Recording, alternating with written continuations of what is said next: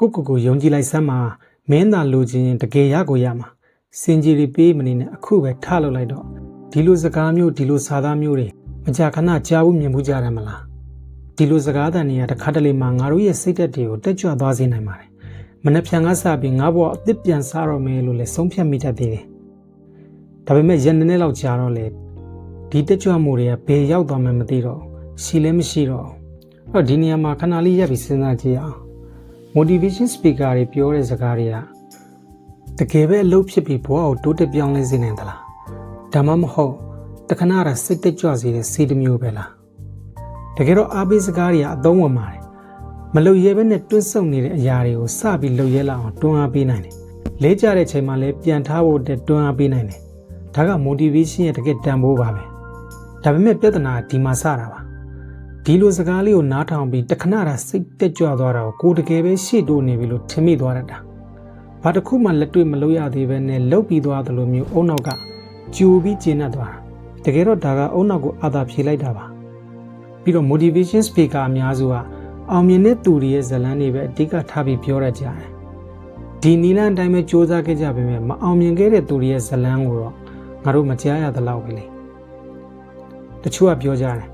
ပတ်စံနောက်မလိုက်ပါနဲ့မင်းအိမ်မက်နောက်ပဲလိုက်ပါတဲ့ပြီးတော့သူတို့ရဲ့စာအုပ်တွေတင်နန်းတွေကိုကြားတော့ဈေးကြီးကြီးနဲ့ရောင်းတတ်ကြသေးတယ်မင်းစရာရှိတာကသူတို့ပေးတဲ့အကြံကနားထောင်လို့ကောင်းအောင်တက်ပဲလားငါတို့ရဲ့လက်ရှိဖြစ်တည်မှုလက်ရှိဘဝအခြေအနေတွေမှာတကယ်အသုံးချလို့ရတဲ့အရာမျိုးလားအဲ့ဒီလိုလက်တွေ့ဘဝနဲ့ကင်းကွာနေတဲ့တချို့အားပေးစကားတွေကအစင်မပြေဖြစ်နေတဲ့သူပြန်ပြီးအပြစ်တင်တယ်လို့လည်းဖြစ်တတ်သေးတယ်မင်းမအောင်မြင်တာမင်းစိတ်မခိုင်လို့မင်းကိုယ်မယုံကြည်လို့ဒီလိုအတွေးခေါ်မျိုးတွေဝင်လာစေနိုင်တာမျိုးကိုပြောတာပါတကယ်လက်တွေ့ဘဝမှာကျတော့ကြီးပွားတိုးတက်ခြင်းဆိုတာစူးစမ်းမှုတစ်ခုတည်းမဟုတ်ဘူးလေအချိန်ခါတွေအရင်းနှီးတွေအခွင့်အရေးနဲ့ထိန်းချုပ်လို့မရတဲ့အခြေအနေတွေအများကြီးရှိနေသေးတယ်ဒါတွေအားလုံးကိုဘေးဖယ်ထားပြီးမင်းစိတ်မခိုင်လို့ပါလို့တခွန်းနဲ့ရှင်းချလိုက်တာတကယ်ရောတရားမျှတရဲ့လားတကယ်သုံးဝင်တဲ့အားပေးစကားဆိုတာမင်းလုံးနိုင်နေဆိုုံနဲ့မပြီးသင့်ပါဘူးဘယ်လိုလုပ်ရမလဲဘယ်ကနေစလုပ်ရမလဲဘယ်လိုအခက်အခဲတွေကြုံတွေ့နိုင်မလဲ